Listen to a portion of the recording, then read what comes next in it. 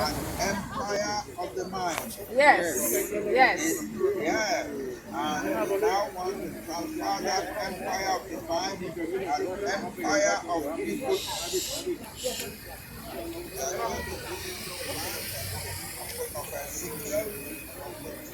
I declare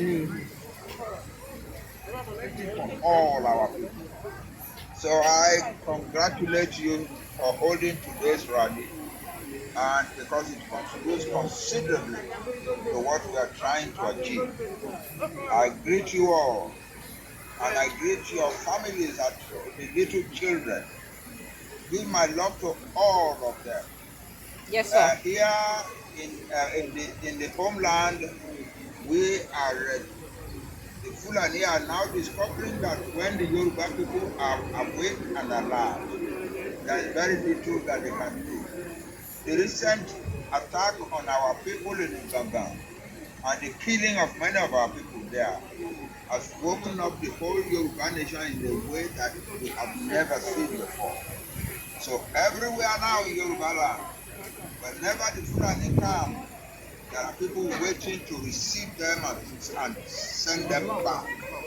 It happened in Adegi, it happened in Akure, it happened in Ibadan, it happened in some area of Shagamu. State. And I am hearing that it happened also somewhere near Lekki in Lagos. They are coming and we are ready. Yes. And we have assured those who are not Nigerians, international terrorists who may want to come to our land to do havoc, that they will not return alive out of our country. Ashe. We are ready. We are ready. Yes. We will defend our land. Yes, We will so protect our assured. We will go on and take our country out of Nigeria and start to build a great country in the world. Yes. I am an old man, but I stand firmly by you. Yes. I will live by your side. Thank you. I will live by your side until you take your country. Yes. And I will have the great joy of sitting somewhere in Nadoki, roasting corn or whatever, and watching you as you give your people the best government that the African continent has ever seen. I congratulate you all. Ashe. I congratulate you all. I say again, I Thank you, sir. congratulate you all. Let's sing that song again, man. The battle has started, and we are going to win it grandly. Baba o, Olúwa dá bàbá sí fún wa. Bàbá o, bàbá o, bàbá o. Olúwa dá bàbá sí fún wa. Bàbá o, bàbá o, bàbá o. Olúwa dá bàbá sí fún wa. Bàbá o, bàbá o, bàbá o. Olúwa dá bàbá sí fún wa. And Nigeria save lives. And Nigeria save lives. Yoruba nation Now. Yoruba nation Now. Yoruba nation now.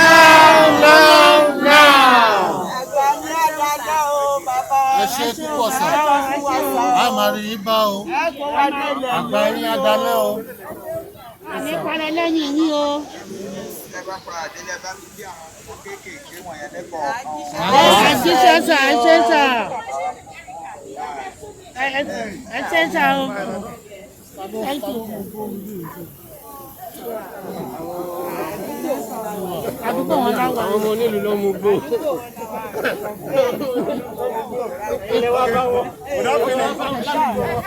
What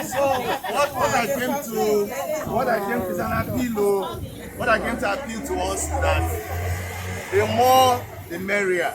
The more the merrier. So we need, you see, when we did NSAS, this whole place was full. But I know right now they've succeeded in creating all this. They're on their way. They're on their way. We told everybody. It's working. So what we're doing is we want to gather everybody together and we are going, everybody's singing their own song. Yeah. So we don't need it. It's off. Hello, sir. One key, sir. Hello, sir. One key in here. What's that? One rally, sir. Ṣáájú àṣà o. Ẹ pẹ́ fún àṣà o. Yes, sir. Ẹ̀gbọ́n mi lè ṣe. Whether the presidency or president.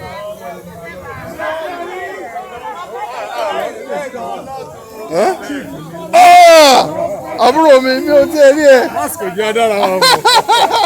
Bíọ́dún ayi madam. Màmá ẹni ní Bíọ́dún kẹ̀. Ẹnu mo ní Bíọ́dún kọ́. Kò mèkè. Tani. Màmá ẹni. Good to see you. Oh my goodness. Báwo ni? Kí ni mask yóò tẹ ẹ̀yẹ kéèyàn fi bẹ́ẹ̀? It's been a long time. Ẹ máa lẹ̀, àwọn àbúrò mi gan. Oh my God. Good to see you. How's your dad? Oh, ṣọ́ọ̀ṣì wọn náà jà. Àwọn ń lọ wọ́n bọ̀ tí wọ́n ní. Mommy Annie, good to see you, man. Good to see. A ti tó ọdún mẹ́fà tí mo ti rí yín o. Tí ìwọ́n jù bẹ́ẹ̀ lọ. Wow. Yeah, it's a word. Àṣìbá ọ̀fà mo rántí. Ǹjẹ́ Mommy Annie? Good to see you. Mi ò tẹ mask yìí o. Pẹ̀lẹ́ àwọn àbúrò ẹ̀ ń kọ́. Nice. Chief. Ẹ má sọ fún mi pé wọ́n máa ṣe separate ní ìlàjọ. No, we're gonna come back. Ṣé wọ́n lè yẹn láàrin ara wọn? Ṣé understand? We're gonna go. Because Akintoye bá wa sọ̀rọ̀ ń sẹ́, I will not move away. But I'll go. I'll bá wọn sọ̀rọ̀. Somebody needs to initiate. Yeah. I'll go there. Because it would be a big shame for us to be doing. I'll go there. It makes sense. So the mama mi yakini lọ́kì lọ́ bá wọn sọ̀rọ̀. So my run and it's live. Well, not live. Ṣé picture ni? No, video. Okay. Kí ni mo wá Kọ̀kan ṣe fún kó ìkíni. Kọ̀kan máa wá mi, yeah, just randomly. Okay, ẹ má pẹ̀jọ.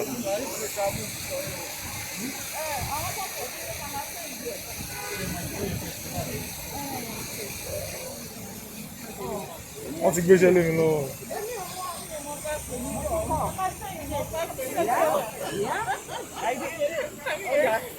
Wọ́n ti sọ mí di cameraman.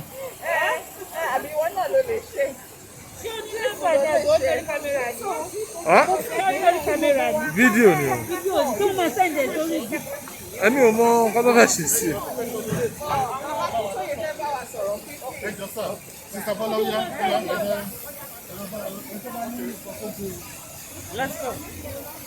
Ó ga o.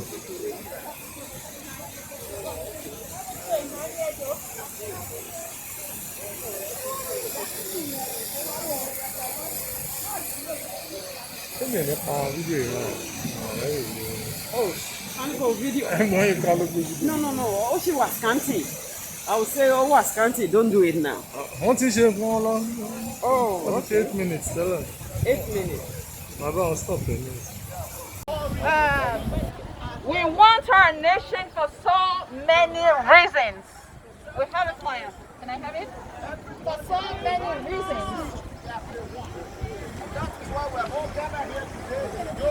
We need our own identity. Yes. We have a nation. Yes. We have a language. Yes. We need adequate security structure. Yes. We need free qualitative education. Yes. Agriculture and food security. Yes. Tenable medical health system. Yes. Credible judiciary. Yes. Stable electricity. Yes. Credible international passport. Yes. Provision of employment. Yes. We have so many resources like crude oil, bitumen, gold, cash crops, cocoa, coffee. We have everything. Yes.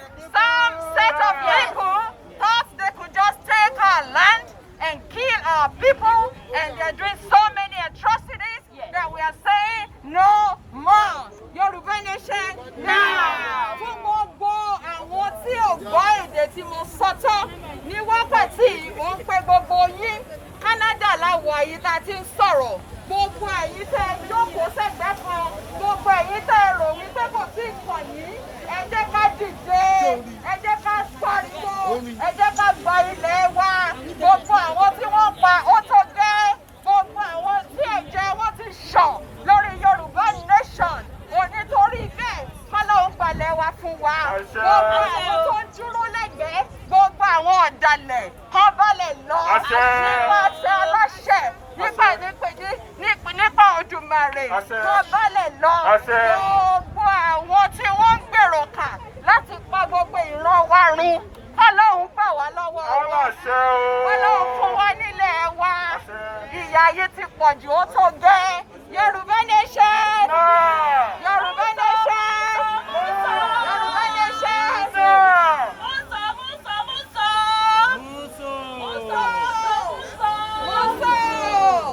ọ̀rọ̀ lẹ́sìn bọ̀ yẹn o lẹ́nu àwọn leaders wa gbogbo a fẹ́ gbàdúrà kan fáwọn tani fáwọn leaders wa ní Nàìjíríà ní kó lè máa kọ́ wọn ní ìṣẹ̀lẹ̀ Yorùbá lẹ́nu ṣàdúrà fún wọn èmi kọ́ ni mo sọ ìkọlá ló sọ ọmọdé bá rẹ̀. ẹ̀yin kábíyèsí ilẹ̀ Nàìjíríà ìṣẹ̀lẹ̀ South Africa èdìdè ẹ̀sọ̀tọ̀ọ̀tẹ̀ ẹ̀yìn ọba wa nílẹ̀ Yorùbá èdìdè sọ̀tọ̀ọ̀tì Yorùbá nation àníkù yín o àní sọ̀rọ̀ sí yín ṣùgbọ́n ẹ má jẹ́ káwọn alálẹ̀ kó dájọ́ o ẹ dìde ìyà yìí ti pọ̀ jù tí wọ́n ń pa àwọn ọmọ wa ẹ̀yin la fi ṣe leader ẹ̀yin ló lórí ilẹ̀ wa tí ẹ ṣe kọ̀sọ́ndì àwọn traditional culture kìíní wa kí ló wá dé tí wọ́n ń pa wọ́n nípakúpa ẹ̀yin gọ́fúnà ẹ̀yin olóṣèlú South West ẹ dìde àsìkò ti tó à ń bẹ̀ yín ni tá a bá ń bẹ̀ yín títí kí la máa ṣe a máa yíjú padà ní torí náà bá la ṣe ń rọ̀ yín wípé ẹ dìde ẹ bá wa gbájúmọ́ Yorùbá nation èyí tí wọ́n pa wá ti tó gẹ́ o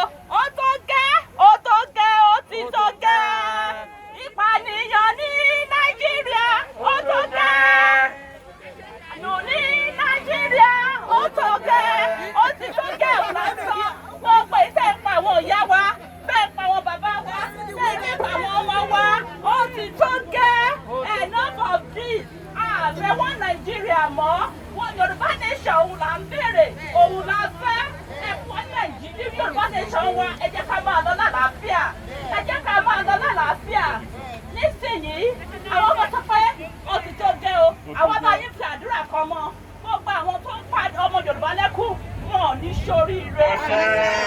Yorùbá nation. àwọn tó ń pa Yorùbá lẹ́kùn ilẹ̀ Oòduà adájọ́ fún wọn. nígbà tí Yorùbá nation bá ń tẹ̀ wá lọ́wọ́ àmọ́ tí wọ́n ṣàwátì ni àjẹ́ ti gùn ó lè ti rí bẹ́ẹ̀. Yorùbá nation. Yorùbá nation. Yorùbá nation. Yorùbá nation. I say no to nepotism. Say no to nepotism. Say no to massacre. Say yes to free education. Say yes to free health system. Yorùbá nation. Now. Say no to killing. Say no to killing. No to banditry. No to herdsmen. No to Fulani herdsmen. No to ethnic cleansing. No to ethnic cleansing in Nigeria. Yorùbá nation. Yorùbá nation. Yorùbá nation. Kẹ̀tẹ̀kẹ̀tẹ̀ kò máa gbọ́dọ̀ jọ. Ìmọ̀-kímọ̀ kò lè dúró o. Àwọn tó dẹ̀rù ìkàsílẹ̀ ni wọ́n forí ara wọn gbé. Torí Olúwa làwọn bá dúró. Thank you, thank you, thank you. Kẹ̀tẹ̀kẹ̀tẹ̀ kò máa gbọ́dọ̀ jọ.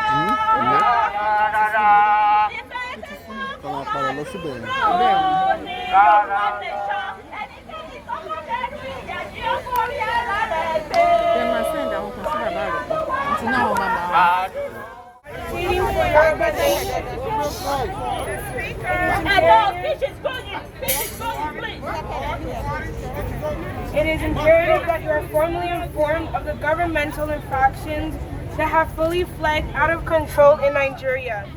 As you may be aware, there have been a pronounced activity of great magnitude of wanton and senseless killing of citizens in Nigeria. To show people. The lack of safety and security not only to the Let her back the people here so we can have. predominantly the Yoruba tribe. Hey, move by. Go back away so that In the we country. can get a view. Nothing has been done on the part of the Nigerian government to stop this evil act of genocide. The United States Security Agency recently informed the Nigerian government that the dastard and the cruel ISIS are now in the southern part of the country, the premier homeland of the Yoruba people. The Fulani Allah incursion into the southern part in the large numbers is accountable for the numerous killings of Yoruba local farmers, kidnapping of local authority personnel, raping and abducting innocent lives in the south. Over 45% of the Fulani will be found in Yoruba land, moving there under the guise of freedom of movement. In the last few years, a Fulani group identified as Allah has been deployed armed personnel and militants from the other parts of West Africa into southern part of the country and claims that this is in preparation for a total takeover of the Yoruba land and its resources. Their increased massive incursion into Yoruba land this year alone has raised heavily suspicion that they are about to actualize their takeover of the whole Yoruba land. These repressive actions, killing and forceful grabbing, are not only a violation of fundamental human rights, but is quickly approaching a genocidal proportion. However, the ruling leadership of the federal government in Abuja comprises almost people from the Fulani tribe of the north, and the president himself, General Muhammadu Buhari, is of this clan. They have arrogated to themselves the majority of power in the federal executive, the judiciary, and the legislative arm of government. By the tradition, the Fulani are warlords and totalitarian groups. We do not speak the same language, we do not have the same philosophy towards life. The Yoruba people are peace-loving, courteous, civilized, cultured, and non-violent. We are progressive, modern, law-abiding, and friendly people. The same courtesy the Fulani receive in the south is generally not extended or reciprocated by the Fulani people to the few Yoruba people. No respect for the same rule of law operated in the south as they use a different foreign law system in the whole of the northern states to adjudicate secular legal issues. The Yoruba are demanding an exit from the British-born contraption called Nigeria. The Yoruba are seeking the intervention of the United States government and the Canadian government to mediate urgently in the peaceful dissolution of the expired amalgamation of Nigeria. This would allow the Yoruba people of the southwestern part of Nigeria to chart their own course and form a self-determined government of their own. We seek the support and intervention of the American government and the Canadian government in the interest of peace and stability in the region. Thank you. Let's give a round of applause. So I'm going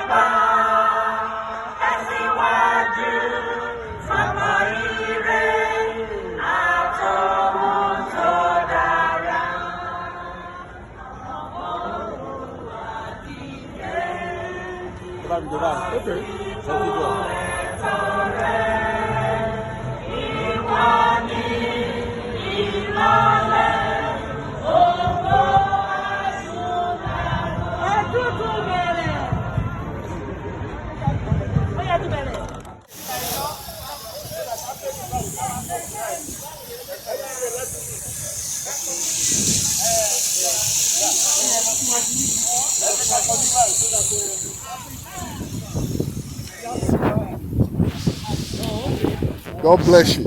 I tún lo side yìí.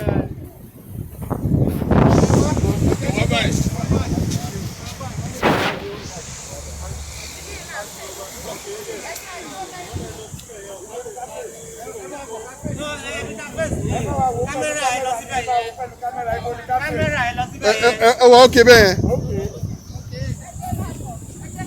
àtúnṣe lé náà.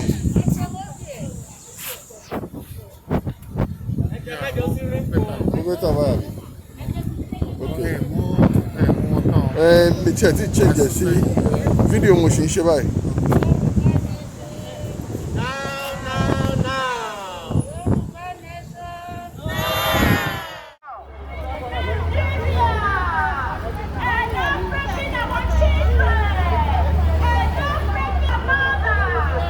Gbogbo ẹni èèyàn wá tẹ́ wà nílé akínyìn o.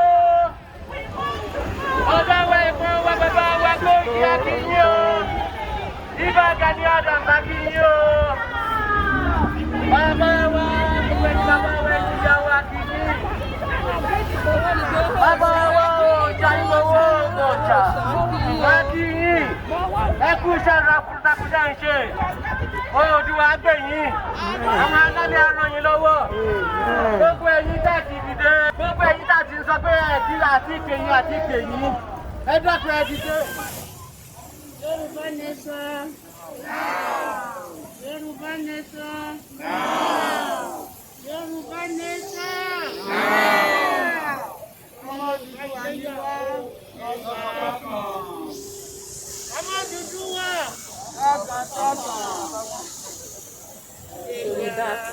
Iléyá o, ọmọ Odùduwà, Iléyá. Iléyá.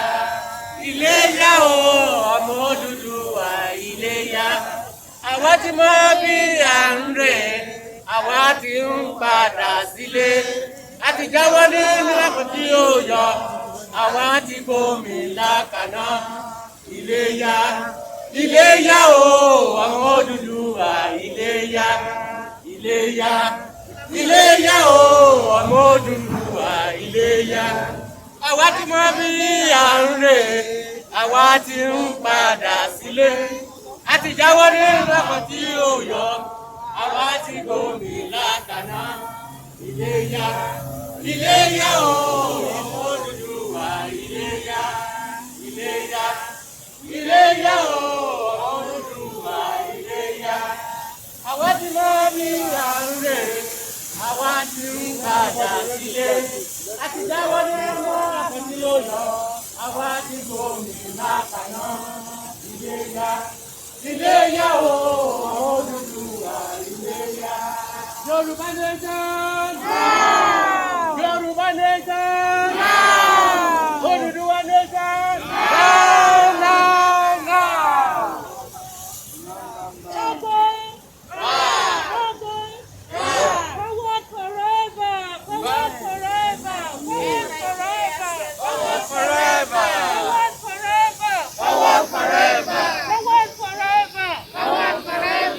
Iléyá. Iléyá o, ọmọ Odùduwà, Iléyá. Iléyá. Iléyá o, ọmọ Odùduwà, Iléyá. Àwa tí à ń rè, àwa tí ń padà sílé. A ti jáwọ́ nínú ọ̀rọ̀ tí ó yọ, àwa ti bomi lákàná. Iléyá. Iléyá o, ọmọ Odùduwà, Iléyá. One more time. Iléyá. Iléyá o, ọmọ Odùduwà, Iléyá. Iléyá. Iléyá o, ọmọ Odùduwà, Iléyá. A ti jáwọ́ nínú ẹ̀kọ́ tí ó yọ, àwa ti bomi lákàná. Iléyá. Iléyá o, ọmọ Odùduwà, Iléyá. Iléyá. Iléyá o, ọmọ Odùduwà, Iléyá. Iléyá. Iléyá o, ọmọ Odùduwà, Iléyá. Àwa tí wọ́n bí à ń rè, àwa ti padà sílé. A ti jáwọ́ nínú àpótí oyọ, àwa ti bomi lákàná. Iléyá. Iléyá o, ọmọ Odùduwà, Iléyá. Yorùbá nation. Yorùbá nation. Odùduwà nation. Now. Thank you. Okay, my people, well done. Oh. Yoruba nation! No! Yoruba nation! No! I know they talk like way they say. Yoruba nation! No! Yoruba nation! No! All right, the only thing I want to tell us is that we are here as people who are trapped inside that geographical contraption of Nigeria. Yes. Inside that geographical construction, some people don't want anything to do with it again. Yes. They have a right to do that. Yes. Some people want to, they are still thinking to stay there. They have their own right. But what we're doing here today is like we did in NSAS. We have tried to tell everybody, whether you're from the middle, whether you're from lower or anything, all the anger, all the grievances we have, because it looks like all of us have one common enemy. Yes. That's dead thing up there. So since we found out that we all have this common enemy, we now say let us all gather here. Yes. What I want to beg us is that we must do it all together. While everybody is shouting their own thing, nobody will stop you from shouting your own. Yes. Yes. But we cannot come here and some people are doing their own there. It will make us look like we will not achieve our aim. Because we are in the diaspora, we have to show people back home. Yes. So we have planned to make our procession from 12 o'clock. Inside that 12 o'clock procession, you're going to see people. I'm sorry, Professor Banji Akintoye wants to sorry, Professor Akintoye wants to address us. Sorry, my brother. Of our own nation in the world. And you are doing a great thing. Gather together in Canada and do what you are doing now. The Yoruba nation, all of us, in all parts of the world, at home and in all countries of the world, are grateful to you for what you are doing now. Thank you, sir. Thank you, sir. I'm very ashamed of myself. I'm very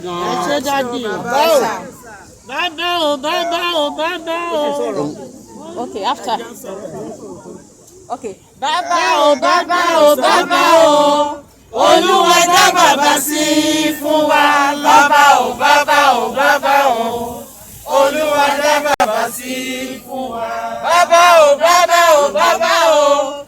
Olúwa dá bàbá sí fún wa. Bàbá o, bàbá o, bàbá o. Olúwa dá bàbá sí fún wa. Kẹ́kọ̀ọ́ o bàbá. Ẹ̀kọ́ wa dé ilẹ̀ lérí o ní orúkọ Jésù. We have put our hands on this plow and we are not going to look back. Amen. We are going to go all the way, take our own country out of Nigeria, and then the capability that God has given us to build one of the most